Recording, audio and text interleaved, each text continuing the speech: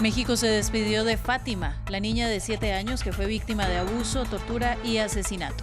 Las autoridades identificaron a la mujer que se la llevó de su colegio el 11 de febrero y en el Congreso la Cámara Baja votó para aumentar las penas por feminicidio y abuso de menores. América Latina sufre la peor epidemia de dengue de su historia. Luego de que la Organización Panamericana de la Salud alertara de la gravedad del brote, ministros de salud del Mercosur analizan hoy la propagación y ya se declaró emergencia en Brasil, Perú, Paraguay y en el norte de Argentina. Inició el desembarco de 500 pasajeros del crucero Diamond Princess en Yokohama, tras superar la cuarentena sin contagio del virus COVID-19. 3.100 seguirán aislados. Mientras tanto, los fallecidos por el virus ya superan los 2.000 y el gobierno ruso suspendió la entrada de chinos a su territorio. Estamos con ustedes con más noticias de América Latina y el mundo aquí en France 24. En México se llevó a cabo el funeral de Fátima, la niña de 7 años que fue brutalmente asesinada mientras se encontraba desaparecida. La policía registró la vivienda de la mujer identificada como sospechosa del secuestro de la menor. Por el crimen, el gobierno del presidente López Obrador vivió otro día de protestas de quienes exigen adoptar medidas concretas frente al feminicidio. Y en un esfuerzo por calmar el pedido de justicia, la Cámara Baja del Congreso votó para aumentar de 60 a 65 años la pena máxima por feminicidio y por abuso sexual de menores de 13 a 18 años. En Ciudad de México nos comunicamos con nuestro corresponsal, Mario Carbonell. Mario, buenos días para usted. Crean también una comisión especial en el Senado para dar seguimiento a casos de feminicidio. ¿Por qué esperar a que pasen estos casos que indignan a la sociedad para que se tomen las medidas? Así es, buenos días. Ayer estas protestas de las que das cuenta también se vivieron al interior del Congreso.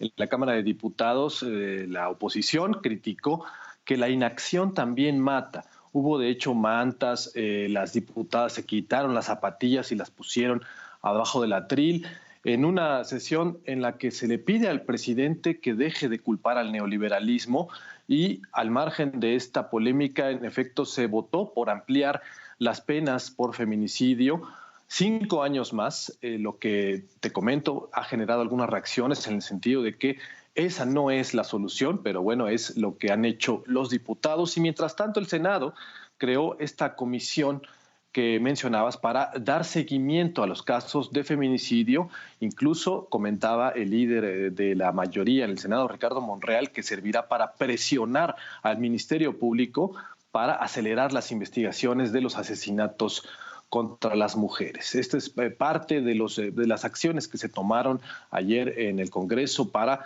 tratar de dar solución a esta crisis que se está viviendo actualmente. Pues está por verse si sí sirve esta medida. Mientras tanto, Mario, ¿cómo va la investigación? En la investigación ha habido algunos avances. Anoche, gracias a la colaboración de los vecinos, la policía dio con el domicilio de la mujer que se llevó a la niña Fátima. Está ya plenamente identificada, aunque se reservaron la identidad, no han dado a conocer el nombre, solamente hicieron un cateo en este domicilio donde incluso hallaron prendas de la menor, hallaron el uniforme que llevaba Fátima y también sus zapatos y la ropa que esta mujer portaba. También se dio a conocer que tiene identificado a otro presunto responsable. Ya se difundió el retrato hablado de esta mujer, se mantiene la oferta de 2 millones de pesos, que es poco más de $100,000 de recompensa para quien dé información que permita la captura de esta mujer. Se ha insistido en que no quedará en la impunidad este caso y bueno, las investigaciones han dicho continúan a marchas forzadas para castigar a los responsables de este brutal asesinato. Gracias a usted y continuamos en América Latina. De acuerdo con la Organización Panamericana de la Salud, la región está registrando la mayor epidemia de dengue de su historia. El norte de Argentina, Brasil, Perú, Paraguay ya declararon emergencia por el virus y los ministros de salud de Mercosur evalúan la expansión del brote. Andrea Rincón echa un vistazo a la situación en esta parte del mundo. En América Latina está matando el dengue, no el coronavirus. La Organización Panamericana de la Salud reportó que 2020 comenzó con más casos de dengue que el año pasado, con Bolivia, Honduras, México y Paraguay registrando más casos en las primeras 4 semanas de 2020 que en el mismo periodo de 2019. Brasil, dado su número de habitantes, registró el año pasado 2.241.974 casos, el 70% del total reportado por la región y más de la mitad de las muertes. México registró 268.458 casos, Nicaragua 168.173, Colombia 127.553 y Honduras 112.708. En Perú, las autoridades declararon emergencia en las regiones más afectadas como Madre de Dios, Loreto y San Martín, donde se han reportado más de 4.300 casos. A nivel nacional se han reportado cerca de 6.000 casos de dengue y tenemos poco más de 10 fallecidos, especialmente en la selva oriental, en la frontera con Brasil y con Bolivia. En Paraguay, donde la enfermedad ha cobrado la vida de 16 personas en lo que va del año, el Congreso aprobó la declaración de emergencia nacional, donde el virus afectó hasta al presidente y la primera dama. La Organización Mundial de la Salud incluyó al dengue este año como una de las 10 principales amenazas mundiales para la salud pública, pero para combatirlo todavía no existe una vacuna. Después de 2 semanas terminó la cuarentena del crucero Diamond Princess en Japón. Cientos de personajes libres del virus COVID-19 empezaron a salir de la embarcación que atracó en Yokohama el pasado 3 de febrero con 3.700 personas a bordo. Hasta el momento se cuentan 542 contagios en el buque y las autoridades japonesas han sido criticadas por su manejo del brote dentro del crucero, con algunos expertos diciendo que se volvió una incubadora ideal del virus. Más en el siguiente informe. Terminó la cuarentena a bordo. Cientos de pasajeros del Diamond Princess pisaron tierra por primera vez en 2 semanas. El barco atracó en Yokohama el 3 de febrero y quedó aislado después de que una persona que antes había desembarcado en Hong Kong diera positivo por el virus. Desde entonces, el navío se convirtió en el punto de mayor concentración de infecciones del coronavirus COVID-19 fuera de China, con más de 540 casos confirmados entre sus 3.700 pasajeros y miembros de la tripulación. Uno de los principales especialistas de Japón en enfermedades infecciosas pudo acceder al crucero esta semana. Hablando desde su experiencia, el profesor Kentaro compartió su opinión en YouTube, criticando las medidas de control que se tomaron en el barco y asegurando que fueron completamente caóticas, algo que convirtió el crucero en una incubadora del virus. Asegura que se sintió más amenazado que cuando trabajó en medio de otros brotes como el ébola, el cólera o el SARS. Estaba muy asustado, tenía miedo de contraer el COVID-19 porque no había manera de saber en dónde estaba el virus. El virus podría estar en cualquier parte y nadie era cuidadoso al respecto. No había un solo profesional de control de infecciones dentro del barco.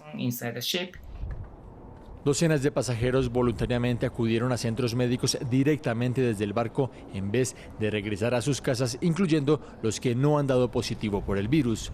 Un hospital en Nagoya, a 300 kilómetros de Yokohama, ya ha registrado varios casos de neumonía entre aquellos que abandonaron el crucero. Las autoridades japonesas afirman que seguirán haciendo exámenes a los pasajeros. Confían en terminar la evacuación del barco en los próximos días. En otras noticias, los precandidatos demócratas celebran hoy su 9º debate en Las Vegas, Nevada, con el multimillonario Mike Bloomberg, quien según encuestas va en segundo lugar tras Bernie Sanders en la carrera hacia la nominación presidencial. Tras un cambio en las reglas del Comité Nacional Demócrata, el exalcalde de Nueva York calificó para participar. Antes se exigía a los candidatos que recibieran cierto número de donaciones, pero Bloomberg, cuya fortuna se estima en más de $60.000 millones, ha financiado él solo su campaña. El partido estableció 2 condiciones: sumar delegados en los 2 primeros estados que votaron o pasar el 10% del apoyo en 4 encuestas. En la carrera por la Casa Blanca, los últimos pueden ser los primeros. Una encuesta de la cadena pública NPR ubica a Michael Bloomberg en segundo lugar con un 19% de apoyo a nivel nacional, justo debajo de Bernie Sanders y por encima del resto de los candidatos que buscan la nominación demócrata para las elecciones presidenciales. Este resultado le dio la entrada al debate demócrata de este miércoles en Las Vegas, el primero del que participará desde que lanzó su campaña. El partido cambió y estableció solo 2 condiciones para poder entrar al evento: haber obtenido delegados durante las 2 primeras citas electorales y alcanzar un umbral del 10% de apoyo en 4 encuestas. Antes exigía que los candidatos recibieran cierto número de donaciones, pero Bloomberg no acepta contribuciones. Ha invertido en publicidad televisiva unos $300 millones de su fortuna personal, la cual se estima en más de $60.000 millones, atrayendo las críticas de sus adversarios. Vamos a ganar estas elecciones, no porque estemos comprando el espacio al aire, como lo hace el señor Bloomberg. Vamos a ganar estas elecciones porque estamos formando el movimiento de base más fuerte que este país haya visto. Este también será su primer debate desde 2009, cuando buscaba un tercer mandato en la alcaldía de Nueva York, un cargo que ocupó durante 12 años. Su fortuna amenaza con ser el tema principal con el que lo ataquen sus adversarios, quienes han asistido a 7 debates durante los últimos meses.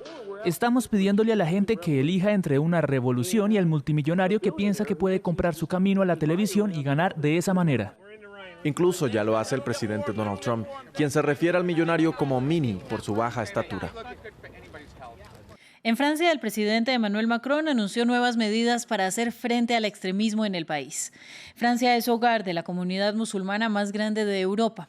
Y hasta ahora el presidente Macron se había mantenido al margen frente a asuntos religiosos. Las nuevas políticas apuntan al margen de acción de los imanes y de los profesores musulmanes en el país. Desde hace varios meses se esperaba que manifestara su posición. Emmanuel Macron escogió Mulhouse, en el este de Francia, para anunciar las primeras medidas de su plan en la lucha contra el extremismo, que el presidente también llama separatismo islámico. Como primera medida, más transparencia para el financiamiento de las mezquitas. La segunda decisión, la prohibición para los 300 imanes extranjeros en Francia de predicar en el país. Vamos así a terminar progresivamente el sistema de imanes aislados. El fin de lo que llamamos también el Islam consular es también muy importante para poder reducir las influencias extranjeras y permitir asegurarnos que todos y todas respeten plenamente las leyes de la República en un entorno conocido por todos. Emmanuel Macron también anunció la reanudación de la enseñanza de una lengua materna por extranjeros en el seno de la escuela pública, lo que concierne a 80.000 alumnos. Con estos primeros anuncios, Emmanuel Macron pone el acento en la lucha contra la influencia extranjera del Islam de Francia. En Argentina se cumplió un mes del fallecimiento del joven Fernando Báez Sosa, presuntamente asesinado por un grupo de jugadores de rugby. Su muerte generó tanta conmoción en la nación latinoamericana que miles de personas se reunieron frente al Congreso argentino para exigir justicia y manifestarse en contra de la violencia. Andrea Amaya y Juan Pupiales nos explican más. Justicia por Fernando, justicia por Fernando. En un acto masivo en Buenos Aires, miles de personas reclamaron justicia por el caso de Fernando Báez Sosa. La muerte del joven, que tenía apenas 18 años, causó conmoción en Argentina, donde hubo esta manifestación multitudinaria, así como en Paraguay, de donde proviene la familia del joven. El Papa Francisco envió un mensaje a la familia asegurando que celebraría una misa por Fernando y sus padres. A cada uno de ustedes. Justicia por mi hijo y por todas las víctimas de violencia. Lo que le hicieron a mi hijo es terrible, es terrible. No le dieron oportunidad de defenderse. Lo mataron a traición. Según los informes de las autoridades, Báez Sosa perdió la vida durante un altercado con un grupo de jugadores de rugby. En total, 11 personas fueron arrestadas por su presunta participación en una pelea callejera a la salida de una discoteca y que condujo a la muerte del adolescente. Bueno, esta jornada es en apoyo a los familiares de Fernando, porque han matado a una persona, le han pegado hasta más no poder, hasta matarlo. Y la verdad que no puede ser que ocurra eso. Uno va a los boliches a divertirse, no a pegar ni a matar. Para el juez, los acusados actuaron con malicia en el suceso y en caso de ser hallados culpables podrían ser condenados a cadena perpetua. Y la cantante de 18 años, Billie Eilish, mostró nuevamente por qué es la sensación pop del momento, esta vez en los premios Brit. And the winner is Billie Eilish! Congratulations to Billie Eilish. La artista presentó la nueva canción de la próxima película de James Bond, No Time to Die, junto a una orquesta completa, antes de ganar el galardón a Mejor Artista Femenina Internacional.